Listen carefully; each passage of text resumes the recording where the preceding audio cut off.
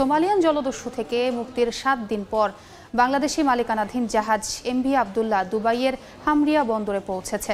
স্থানীয় সময় দুপুর 2:30টায় জাহাজটি নোঙর করে। সন্ধ্যা নাগাদ প্রধান জেটিতে ভিড়বে বলে নিশ্চিত করেছেন জাহাজটির ক্যাপ্টেন আব্দুর রশিদ। 14 এপ্রিল ভোরে জলদস্যুদের মুক্তিপণের টাকা দিয়ে জাহাজটি দুবাইয়ের উদ্দেশ্যে সোমালিয়া উপকূল ত্যাগ করে। 7 দিন পর জাহাজটি বাংলাদেশ সময় রোববার বিকেল 5টার দিকে হামরিয়া বন্দরের বহিনোঙরের ব্রেভো অ্যাঙ্কারেজে নোঙর করে। সন্ধ্যার পর জোয়ারের সময় এটি প্রধান জেটিতে ভিড়ে জাহাজে থাকা 55,000 মেট্রিক টন কয়লা খালাস শুরু করবে। গত 12 মার্চ ভারত মহাসাগরে সোমালিয়ান জলদস্যুদের কবলে পড়েছিল এসআর শিপিং এর জাহাজ এমভি আব্দুল্লাহ এবং 23 নাবিক।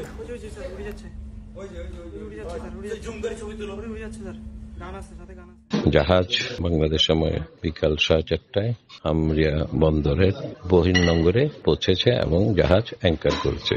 এখন জাহাজ পরবর্তী ইনস্ট্রাকশনের জন্য অপেক্ষা করছে। খুব সম্ভবত আজকে রাতে হতে পারে অথবা কালকে হতে পারে।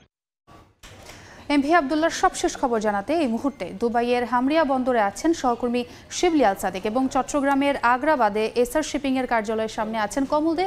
সরাসরি শুরুতে যাচ্ছি শিবলির কাছে।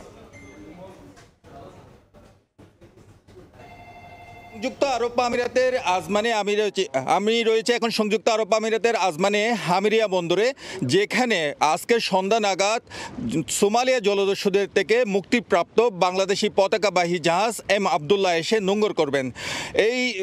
এই জন্য আমরা এখানে অপেক্ষা করছি। বিশেষ করে এই জাহাজকে আনুষ্ঠানিকভাবে বরণ করার জন্য ইতিমধ্যে বাংলাদেশ মিশন এবং জাহাজ মালিক কর্তৃপক্ষ ইতিমধ্যে আলোচনা করেছেন। তারা ঘণ্টাখানেকের মধ্যে একটা আনুষ্ঠানিক সভা করবেন, সেখানে সিদ্ধান্ত নেবেন কিভাবে এই জাহাজের নাবিকদের বরণ করা যায় এবং কিভাবে এই জাহাজের নাবিকদের জাহাজ থেকে নামিয়ে আনা যায় এবং যে আনুষ্ঠানিকতাগুলো রয়েছে সেগুলো কিভাবে সম্পন্ন করা যায় সে বিষয়ে বিশদ আলোচনা করবেন।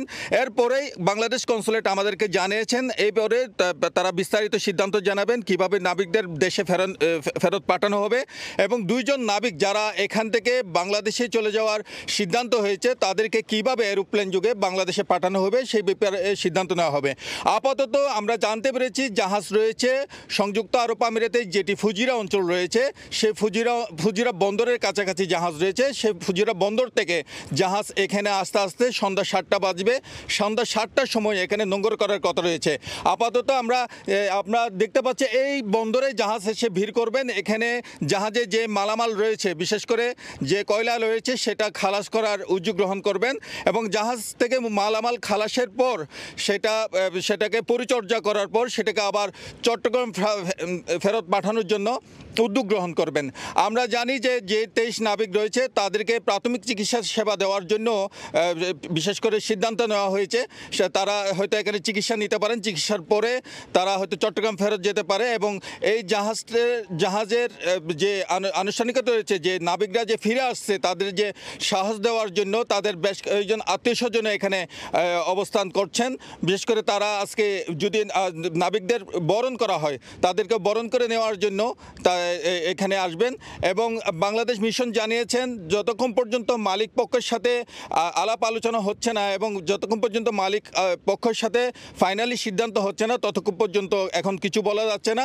সন্ধ্যা 7টা হবে নাকি সেটা 8টায় হবে আনুষ্ঠানিকতা, সে বিষয়ে আমাদেরকে এখনো বিস্তারিত কিছু জানায়নি। তবে আমরা আজকে সন্ধ্যার পরে বিস্তারিত জানতে পারবো। তো আমার কাছে এই পর্যন্ত ছিল। আমরা এখন চলে যাচ্ছি চট্টগ্রামে। আমাদের বিশেষ প্রতিনিধি কমল দেব রয়েছেন, সেখানে আমরা ফিরে যাব। চট্টগ্রামে ফিরে যাচ্ছি। চট্টগ্রাম থেকে আপনারা কমলদের কাছ থেকে বিস্তারিত জানবেন। 12 মার্চ ভারত মহাসাগরে সোমালিয়ান জলদস্যুদের কবলে পড়েছিল এই এমভি আব্দুল্লাহ নামের বাংলাদেশি মালিকানাধীন জাহাজটি এবং তার 23 নাবিক।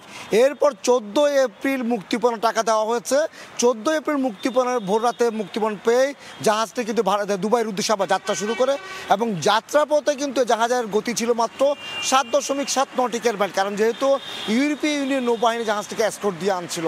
গতকালকে যখন নৌবাহিনী পশু রাতে ইউরোপিয়ান নৌবাহিনী সরে যায়, এরপর তার পূর্ণ গতিতে শুরু করে জাহাজ চলাচল, এবং এটি শুরু করেছিল 11.5 নটিক্যাল মাইল গতিতে জাহাজটি যাত্রা শুরু করে। আজকে স্থানীয় সময়, অর্থাৎ আমি যদি বলি বাংলাদেশ সময় বিকেল 5টার পর, এবং যে আরব আমিরাতের যে সময় রয়েছে সেই সময় দুপুর 2:30টায় এই জাহাজটি হামরিয়া বন্দর যে রয়েছে, হামরিয়া বন্দরের অন্তত বহির্নোঙর অবস্থান রয়েছে ব্র্যাভো অ্যাঙ্কারে যে অবস্থান রয়েছে বলে জাহাজটি যে প্রতিষ্ঠান এসআর শিপিংয়ের প্রধান নির্বাহী কর্মকর্তা মেহেরুল করিম আমাদেরকে নিশ্চিত করেছেন। হ্যাঁ, আমরা ক্যাপ্টেনের একটা অডিও বার্তা পেয়েছি, ক্যাপ্টেন অডিও বার্তা বলেছেন যদি জোয়ার আসে সন্ধ্যা নাগাদ তারা হয়তো প্রধান জেটিতে অবস্থান নেবে, এরপর জাহাজ থেকে তাদের যে 55,000 মেট্রিক টন কয়লা রয়েছে সে কয়লা খালা শুরু করবে, এবং আরও 3 দিন সময় নিয়ে এরপর তারা আরেকটি পণ্য নিয়ে তারা চট্টগ্রাম বন্দরে চলে আসবে। এবং এখন যে 23 নাবিক, সেই 23 নাবিকের মধ্যে 21 নাবিক জাহাজে অবস্থান করবে। কাল বা পরশুর মধ্যে যে 2 নাবিক রয়েছে তারা জাহাজ থেকে নেমে বাই এয়ার অর্থাৎ আকাশপথে তারা চলে আসবে চট্টগ্রামে। আবার এই দুজনের যে বিকল্প, সে দুজনকে কিন্তু আরব আমিরাতে নিয়ে যাওয়া হচ্ছে জাহাজে অবস্থান নেওয়ার জন্য। এদিকে জাহাজ কর্তৃপক্ষ আমাদেরকে জানিয়েছে তারা পূর্ণ স্বাধীনতা দিয়েছে জাহাজের নাবিকদেরকে, যে যেভাবে চাইবে সে ফিরে আসতে পারবে। এর মধ্যে 21 নাবিক তারা জাহাজে থাকতে চায়, তারা এখন আসতে চায় না, তারা জাহাজটির পণ্য নিয়ে চট্টগ্রাম বন্দরে ফিরতে চায়। এবং 2 নাবিক তারা চলে আসতে চাইছে পরিবারের কাছে, তাই তাদের কাজ আছে বলে তারা কিন্তু দুজনেই চলে আসবে বলে আমাদেরকে জানিয়েছে। এক্ষেত্রে আমরা যেটা জানতে পারছি সেটা হলো সন্ধ্যা নাগাদ জাহাজটি হয়তোবা বন্দরে ফিরবে, বন্দরে ফেরার পরে কিন্তু পণ্য খালাস শেষ করবে। এখন যেটি তথ্য হচ্ছে সেটি হলো আগামী মে মাসের প্রথম সপ্তাহে হয়তো জাহাজটি চট্টগ্রাম বন্দরে ফিরবে, এমনটি আমাদেরকে জানিয়েছেন এসআর শিপিংয়ের প্রধান নির্বাহী মেহেরুল করিম। তো এখন পর্যন্ত আমার কাছে ছিল সর্বশেষ। সরাসরি যুক্ত ছিলাম চট্টগ্রামে, এর আগে যুক্ত ছিলাম দুবাইয়ে।